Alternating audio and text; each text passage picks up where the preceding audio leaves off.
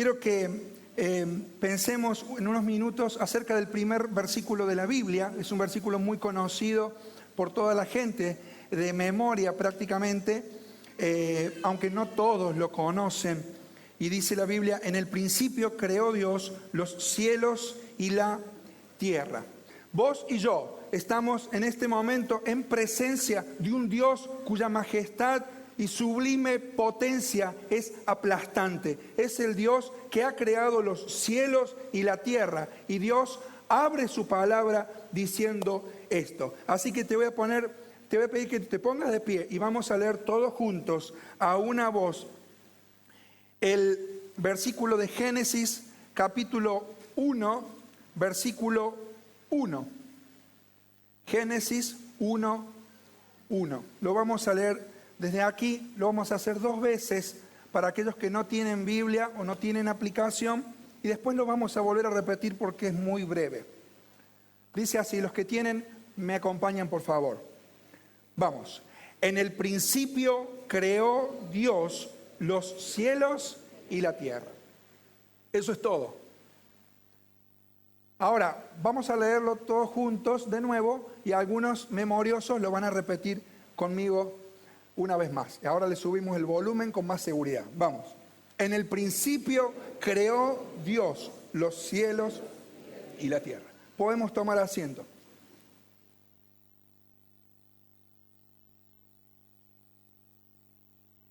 ¿Qué podemos ver de Dios? El pensamiento de hoy es un pensamiento muy sencillo, pero no es por esto que es superficial.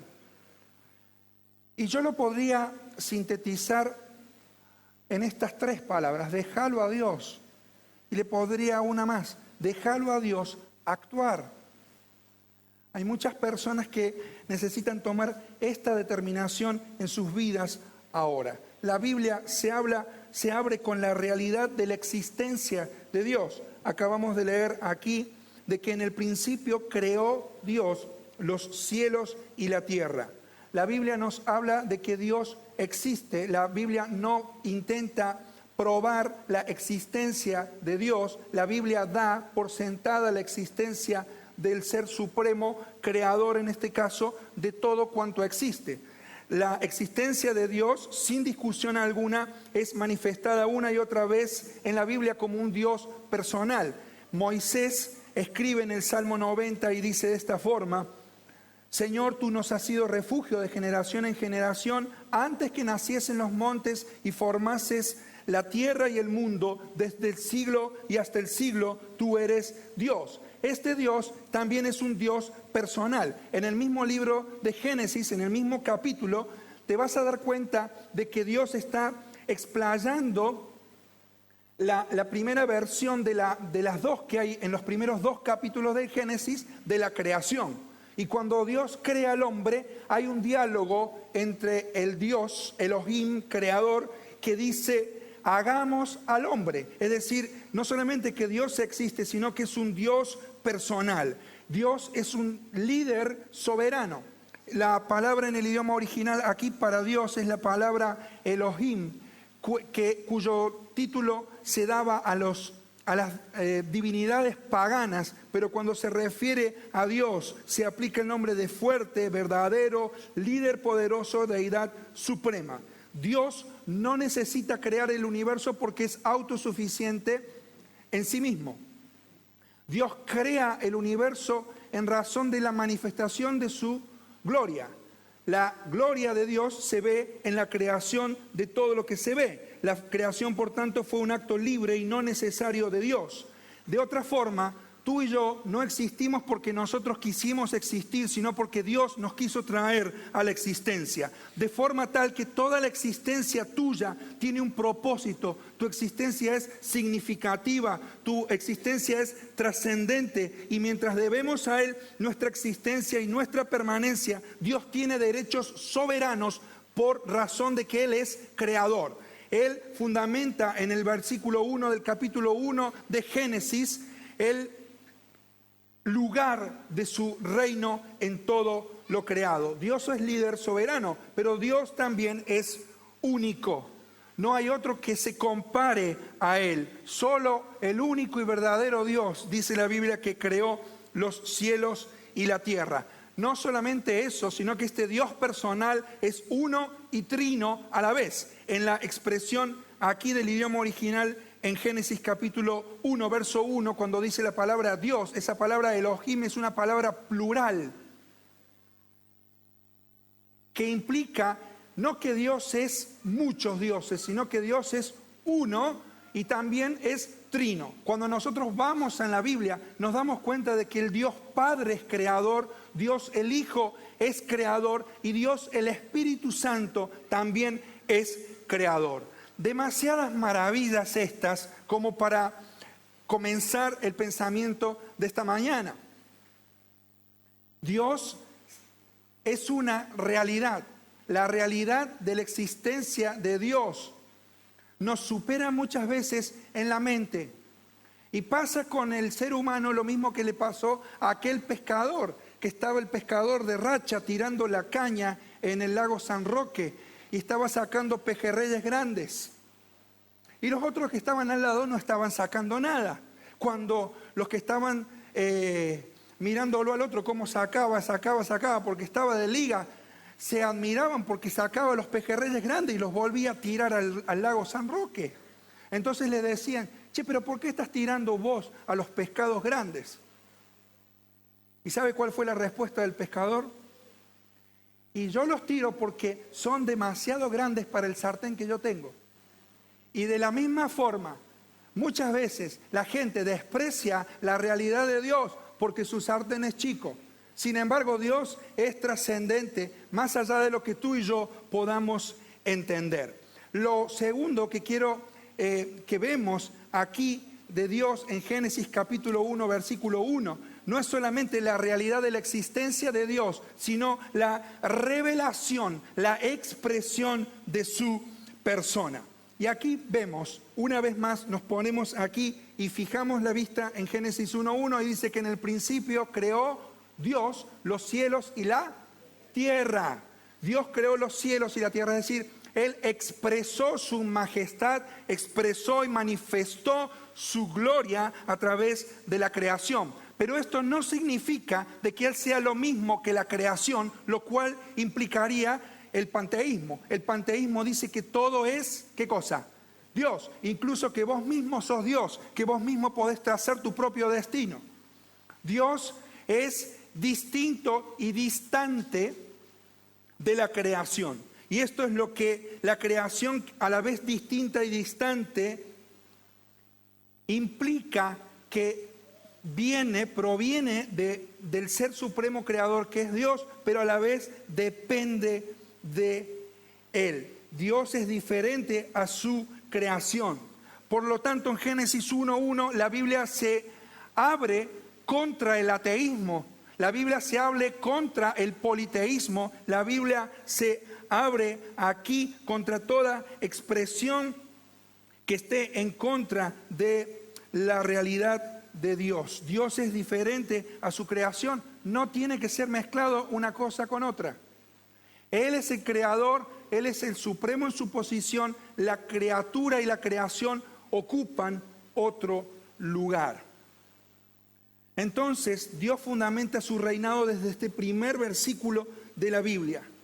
Ahora, que Dios sea distinto no significa que siempre esté distante, sino que también la creación no solamente es una consumación, sino que es una expresión de constante cuidado por parte de Dios. Tenemos muchísimo texto bíblico para hablar sobre esto. Simplemente pensar en la maravilla de uno. Cuando vemos, por ejemplo, que Dios actúa permanentemente y dice que saca las estrellas y las coloca y las llama por su nombre en el libro, en la profecía bíblica. También la Biblia nos habla en lo personal de cuál es la mano creadora de Dios en cada uno de nosotros. Y esto es muy pertinente para el tiempo que nosotros estamos viviendo como Argentina y como el mundo que está en contra de la vida. Es una incoherencia total lo que está haciendo la humanidad. Está pretendiendo encontrar vida en Marte y está abortando lo que se gesta en el vientre de una mujer. ¿Cómo dice la Biblia aquí? Salmo 139 dice, ¿a dónde me huiré de tu espíritu? ¿A dónde huiré de tu presencia? Si subiere a los cielos, allí estás tú.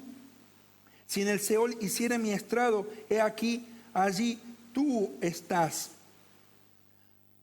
Si tomare las alas del alba y habitar en el extremo del mar, y aún allí me guiará tu mano, me asirá tu diestra. Si dijeres ciertamente, las tinieblas me encubrirán, aún la noche resplandecerá alrededor de mí. Aún las tinieblas no encubren de ti, y la noche resplandece como el día. Dice el texto, porque tú formaste mis entrañas. Y preste atención. Tú me hiciste en el vientre de mi madre. Yo te alabaré, porque formidables, maravillosas son tus obras. Estoy maravillado y mi alma lo sabe muy bien. Preste atención. No fue encubierto de ti mi cuerpo, bien que en lo oculto fui formado y entretejido en lo más profundo del ser de la tierra. Refiere al vientre de la mamá. Mi embrión vieron tus ojos, dice el texto aquí. Y escucha esta frase. Y en tu libro estaban escritas todas aquellas cosas que fueron luego formadas, sin faltar una de ellas.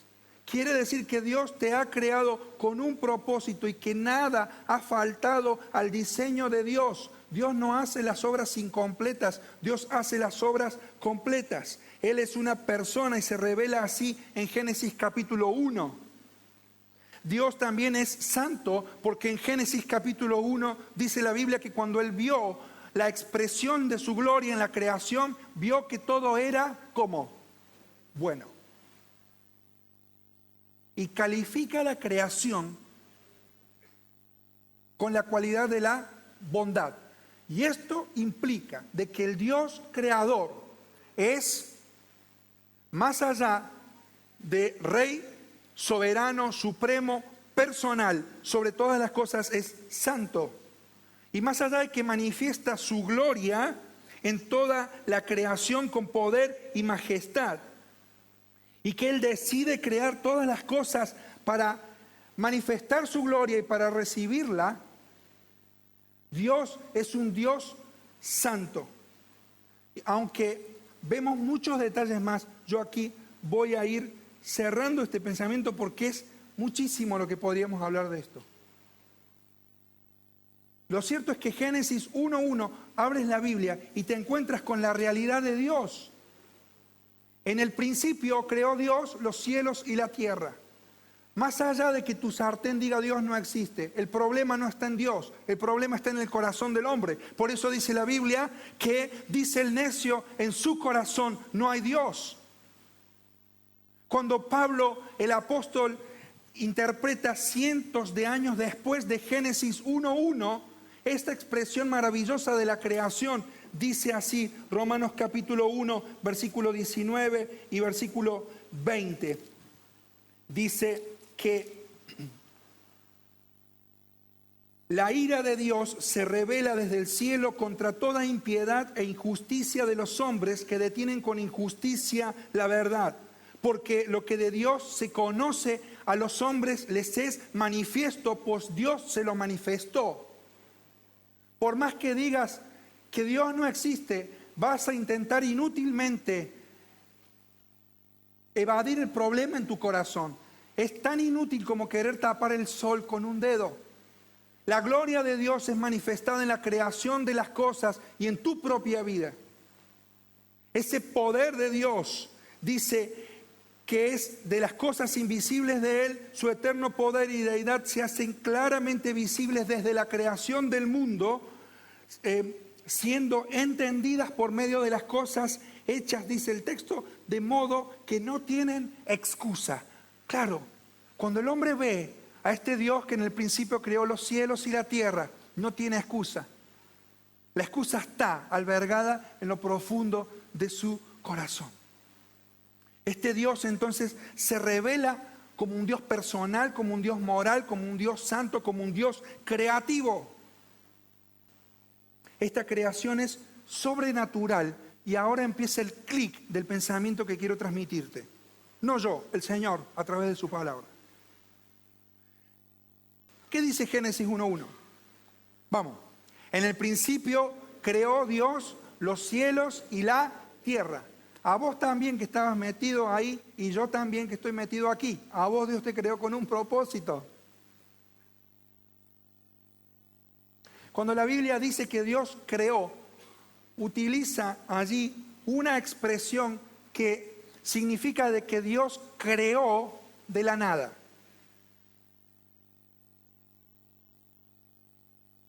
Que las cosas comenzaron a existir por la palabra de Dios.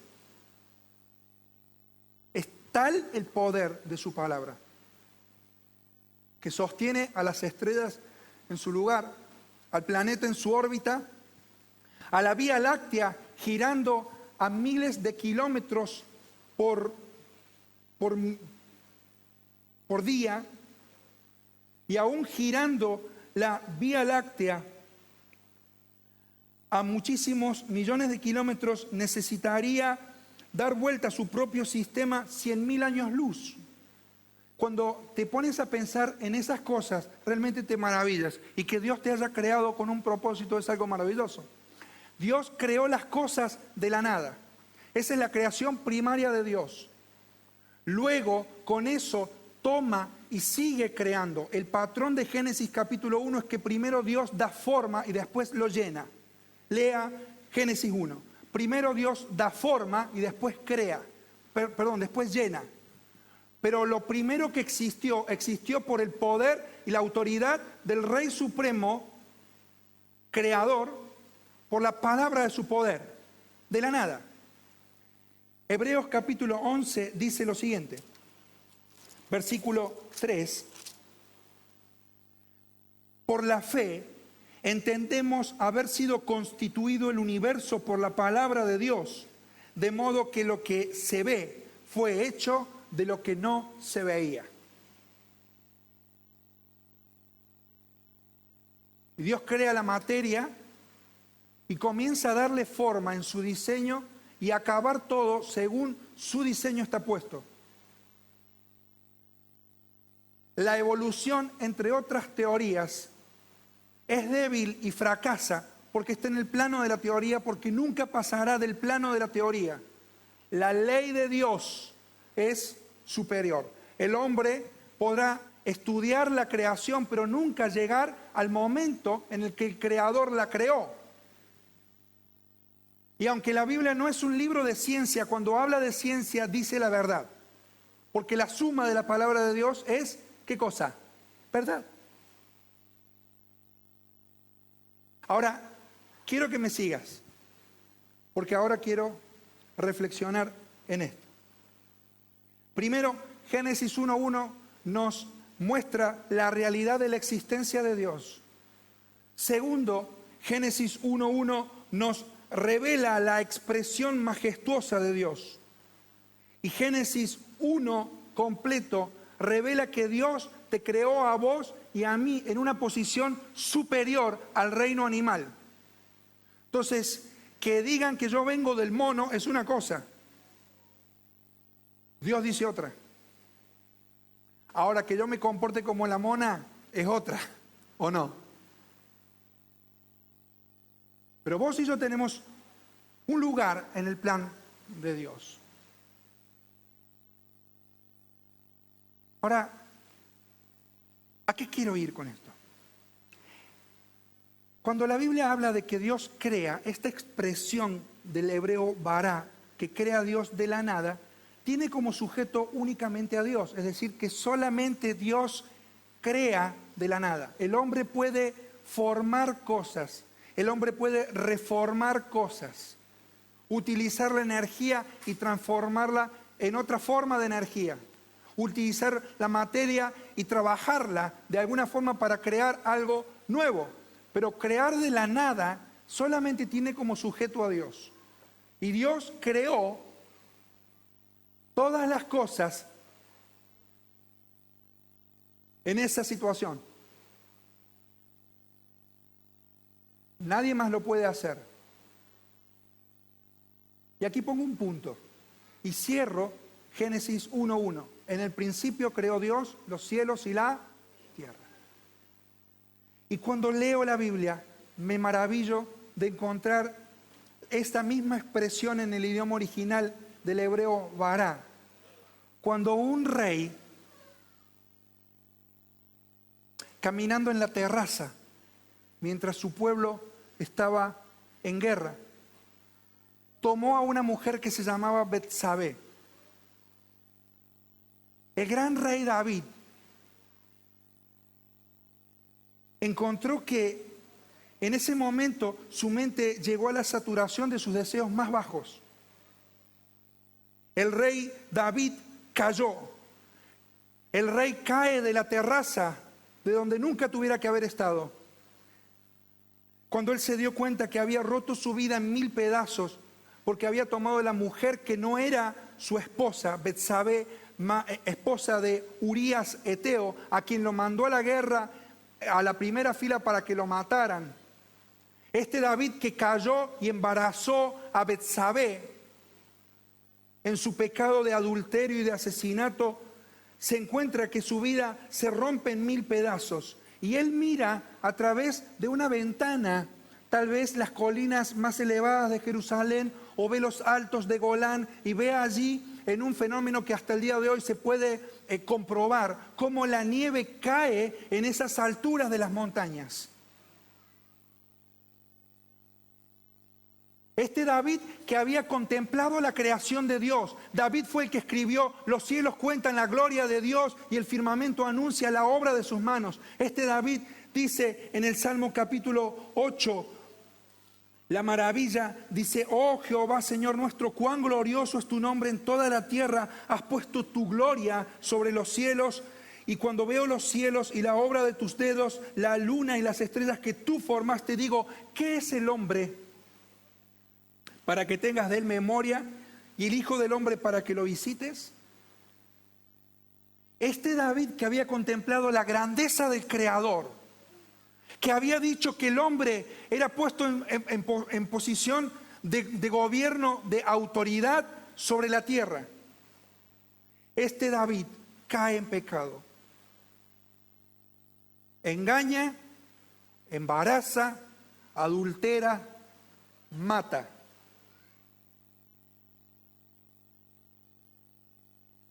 Y me recuerda el libro de Eclesiastés que dice: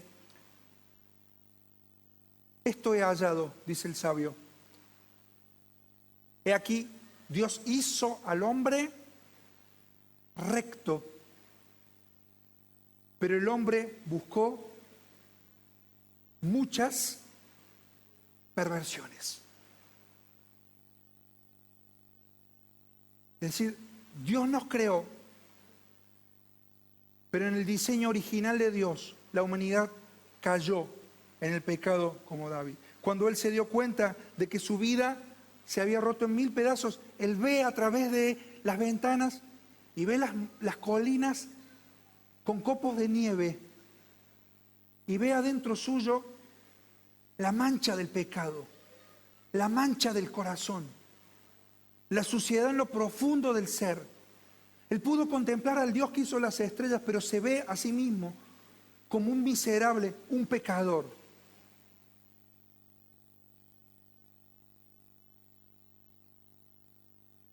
Y exclama en el Salmo: ¿cómo quisiera ser blanco como la nieve?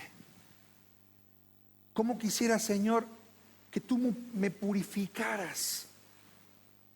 Él entiende que hay una indeleble mancha de pecado profunda en su ser y desea ser blanco como aquella nieve. Él sabe que todo está derrumbado. David sabe que todo ha caído en su vida. Él sabe que nada ha quedado en pie, que él puede mostrarse como rey ante los hombres, pero ha caído como un pecador ante la majestad de Dios.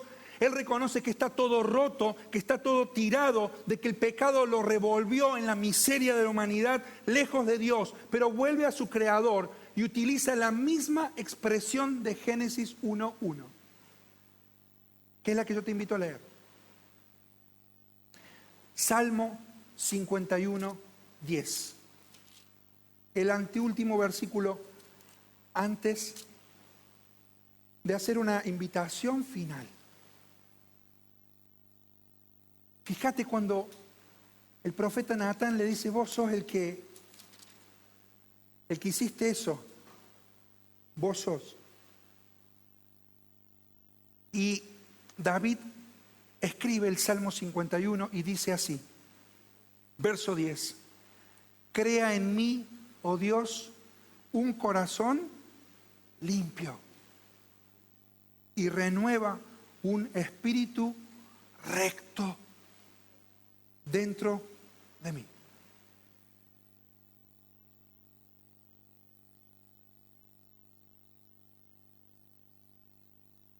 Tal vez digas que tu universo está todo roto, que tu mundo se ha caído en 1000 pedazos, está todo destrozado. Tal vez ya no quede nada en tu vida y en tu corazón como para que puedas seguir adelante en la vida. Yo no sé cómo vos has venido, cómo usted ha venido a esta mañana. Pero sí quiero decirte que dentro del corazón todavía hay un espacio para que Dios pueda crear algo nuevo en tu vida. ¿Cuál es la gran enseñanza del Salmo 51, 10? Crea en mí, oh Dios, un corazón limpio. Si David utiliza la misma palabra que Moisés en Génesis 1, ¿cuál es entonces la enseñanza de todo esto? Y es que hay esperanza, a pesar de que no haya quedado nada en tu vida. A pesar de que el pecado haya destrozado tu matrimonio, tu familia, tu vida, de que no tengas una mente fresca para enfrentar la vida, que no tengas esperanza para el corazón, y tu mundo como el de David se ha caído y está todo terminado. Dios es el único que puede hacer algo con ese montón de ruinas en tu vida y hacer algo nuevo, de la misma forma que cuando no había nada, dijo sea la luz y fue la luz. Tal es la dimensión de su poder que Génesis 1:1 nos muestra a un Dios que existe, nos muestra a un Dios que se expresa con su gloria.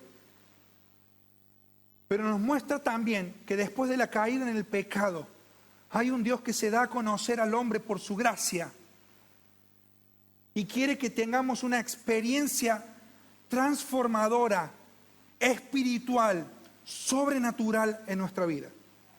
Y de la misma manera que cuando no había absolutamente nada, Dios trajo de esa nada lo que se ve y nosotros lo tomamos por fe. De la misma forma, tu propio corazón, tu propia vida, si no tiene nada, es el momento y lugar y la oportunidad justa para que Dios pueda hacer algo nuevo, porque dentro de tu ser hay un espacio para eso.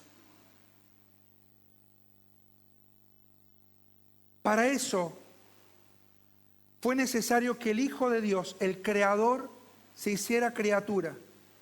Y dice el libro de Colosenses que en Él, en Jesús, fueron creadas todas las cosas, las que hay en los cielos y las que hay en la tierra, visibles e invisibles, sean tronos, sean dominios, sean principados, sean potestades. Todo fue creado por medio de Él y para Él. Y Él es antes de todas las cosas, y todas las cosas en Él subsisten. Y Él es la cabeza del cuerpo, que es la iglesia, que es el principio, el primogénito de entre los muertos, para que en todo tenga la preeminencia. Por cuanto agradó al Padre que en Él habitase toda plenitud, y por medio de Él reconciliar consigo todas las cosas, así las que están en la tierra como las que están en los cielos, haciendo la paz mediante la sangre de su cruz. ¿Sabes qué puede pasar en tu vida? El milagro tan maravilloso que pasó en la creación puede pasar en tu corazón si hoy le dices al Señor: Señor, en mi vida no hay más nada. No queda más nada. ¿Por qué dije yo, déjalo a Dios? Porque hay muchas cosas que no pasan en nuestra vida, porque nosotros creemos ser los arquitectos y los creadores de nuestro propio destino. Porque muchas veces, en vez de depender del Señor, dependemos de nuestras fuerzas, de quien esté a nuestro lado. Y me ha maravillado saber esto, de que Dios puede hacer algo nuevo en mí, cuando no haya más nada, cuando todo esté perdido, cuando nada existe, hay esperanza en Cristo Jesús. Por eso el Creador vino al mundo e hizo la paz mediante la sangre de su cruz. En esta semana estaba escuchando música y tomé este pensamiento: déjalo a Dios. De la canción que un profesor mío del seminario lo escuché tocando el piano, un profe de la materia que respondía a eso, materia de adoración, Mariano Beltri. ¿Está? Y pudo penetrar en mí mucho más profundo esto que les estoy diciendo. ¿Que sabes por qué Dios no hace cosas en tu vida? Dios no hace cosas en tu vida porque todavía vos estás construyendo tu vida, tu destino. Querés formar tu diseño, estás disconforme con lo que Dios te dio. Y hoy es hora de rendirte al Señor y dejarlo a Dios actuar de una buena vez. Así como David, puede haber en esta mañana gente que ha caído desde muy alto, pero Dios de allí te va a levantar. Y toma esta palabra de fe en esta mañana. Déjalo actuar.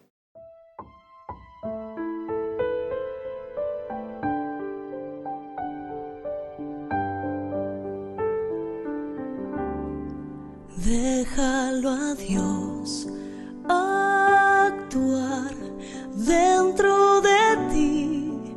Ten fe, déjalo construir una vida mejor. Déjalo a Dios hacer un milagro en tu ser. Déjalo estar en tu interior, creando paz, dando amor. Déjalo actuar dentro de ti. Déjalo a Dios sembrar tanta belleza dentro de tu alma, crear un espacio para las sorpresas. Déjalo a Dios poner una aventura en tu ser. Déjalo estar en tu interior, creando paz, dando amor.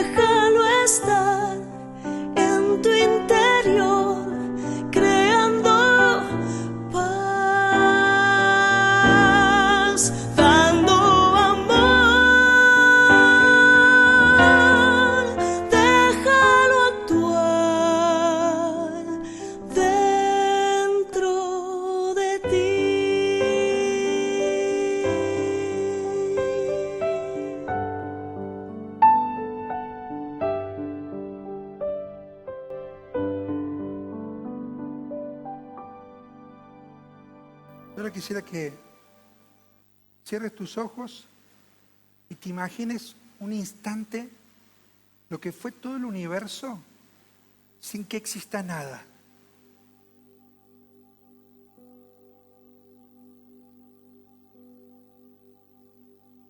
Y que en esa posición pongas tu corazón en esta mañana. Le digas: Señor, yo reconozco en mi vida que no hay más nada que hacer. Pero yo creo que como hiciste las cosas de la nada, podrás levantar mi corazón. Déjalo a Dios actuar en tu vida. Deja que el Señor, que murió en la cruz, pero que hoy vive con poder, pueda hacer algo nuevo dentro de tu ser. En ese corazón tuyo todavía hay espacio para los milagros del Señor. El milagro de una nueva creación. Te voy a pedir que no te distraigas. Y si Dios te ha traído en esta mañana, es con el único propósito de que hoy pueda haber algo nuevo en nuestra vida. Dejémoslo a Dios actuar. Dejemos que Él haga sorpresa en nuestra vida. Que Él salve nuestro corazón. Y no te niegues a dar ese paso de fe en esta mañana.